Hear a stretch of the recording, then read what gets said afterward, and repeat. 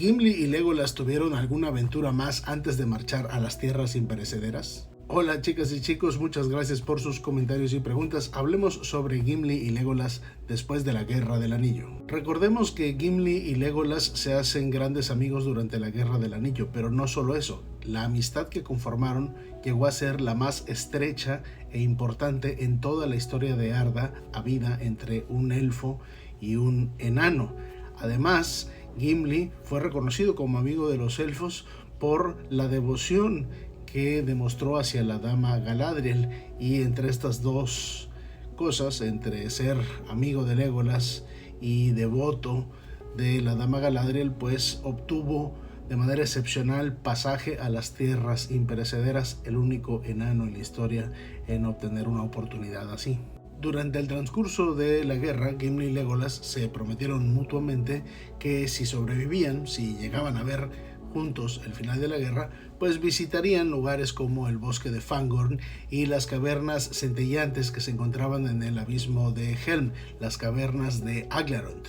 Así lo hicieron y después cada quien partió de vuelta a casa antes de iniciar nuevos emprendimientos sobre los que ahora les contaré. Por cierto, al despedirse de la comunidad y del resto de aliados, Éomer, despidiéndose de Gimli, a quien ahora consideraba un gran amigo, le pide disculpas por las duras palabras con las que se refirió a la dama Galadriel, pero insistió en que aún no la consideraba la más hermosa del mundo, pues a quien consideraba así era a la ahora reina Arwen, y Gimli estuvo de acuerdo con eso. Cuando Gimli retornó a la montaña solitaria, a Erebor, la encontró devastada por la guerra. Había sido atacada por un ejército de Sauron proveniente del este, y en el ataque, en la defensa de Valle, la ciudad de los humanos vecina a Erebor, Tain II, Pie de Hierro, el rey bajo la montaña solitaria, había caído en combate y había sido sucedido por su hijo Thorin III, Yelmo de Piedra. Eventualmente Gimli se llevó a un puñado de los enanos de Erebor a las cavernas centellantes, donde se estableció un señorío, y desde entonces Gimli fue conocido como el señor de las cavernas de Aglarond, el señor de las cavernas centellantes allá en el abismo de Helm. Con esos enanos y con ayuda de elfos del bosque, liderados por Legolas, realizaron grandes trabajos de renovación en Gondor y en Rohan. Particularmente reconstruyeron y fortalecieron las puertas, las grandes puertas de Minas Tirith con acero y mithril. Gimli además participó en la documentación de lo que eventualmente sería el libro del Thain, parte del libro rojo de la frontera oeste. Dicho libro del Thain sería copiado por orden del rey Elessar del Contar, Aragorn.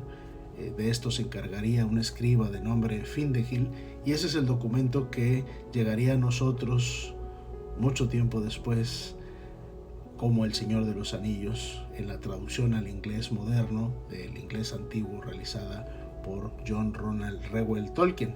La contribución más importante que hace Gimli a dicho documento es dentro del apartado A, del apéndice A, dentro del apéndice A del Señor de los Anillos, el apartado del pueblo de Durin, donde pues relató diversos saberes de la historia de dicho pueblo, y en particular la genealogía, el árbol genealógico de los reyes del pueblo de Durin.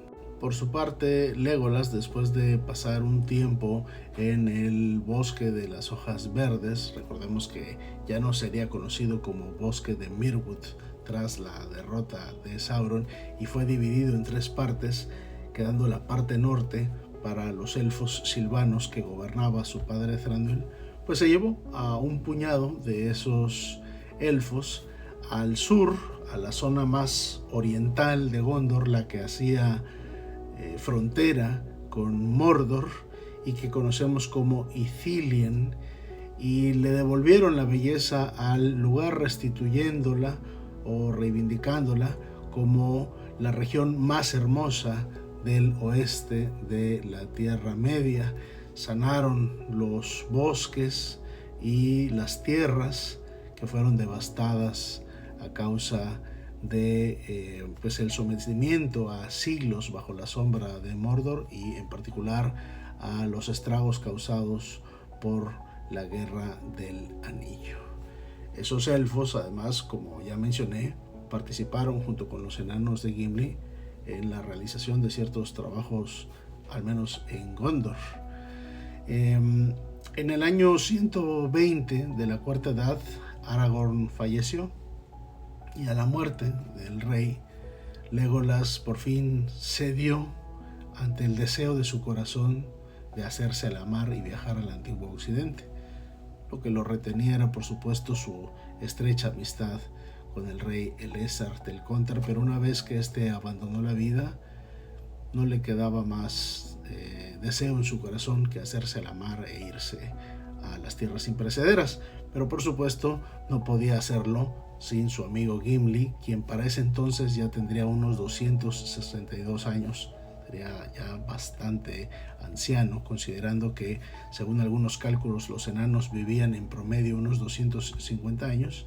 Y parece que no se fue solo, sino que hubo un buen número de elfos que partieron junto con él desde la región de Ithilien. Pero la cuestión es esta: Legolas hace un lugar en su barca para su amigo Gimli y se lo lleva al antiguo occidente, único entre todos los hijos del pueblo de Durin en gozar de un privilegio de esta magnitud. Bueno, ahí lo tienen, chicas y chicos, esta es la información. Espero les haya gustado el video. En caso de ser así, pues denle like, márquenlo como favorito y no olviden comentar qué opinan de todo esto, o sobre todo de qué les gustaría que charlemos en un próximo video. Y si no lo haces ya, te invito a seguirme para explorar juntas y juntos los secretos de esta hermosa Tierra Media de John Ronald Reuel Tolkien.